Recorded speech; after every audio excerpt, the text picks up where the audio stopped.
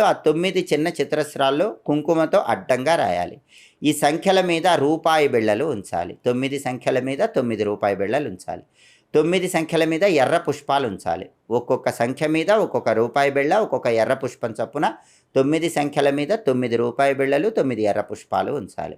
దీన్ని కుబేర ముగ్గు అంటారు. ఆ ముగ్గు దగ్గర ఓం సం కుబేరాయ నమః అనే మంత్రాన్ని 21 సార్లు చదివి హారతిచ్చి బెల్లం ముక్క నైవేద్యం పెట్టాలి. ధనత్రయోదశి రోజు ధనలక్ష్మి పూజ చేసేటప్పుడు ఈ విధి విధానం పాటిస్తే ధనలక్ష్మీదేవి అనుగ్రహంతో పాటు కుబేరుడి అనుగ్రహం కూడా కలుగుతుంది.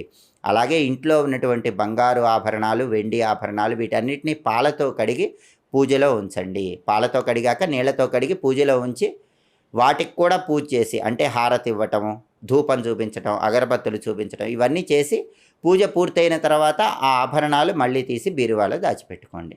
అలాగే ధనత్రయోదశి రోజు అన్ని రకాలైనటువంటి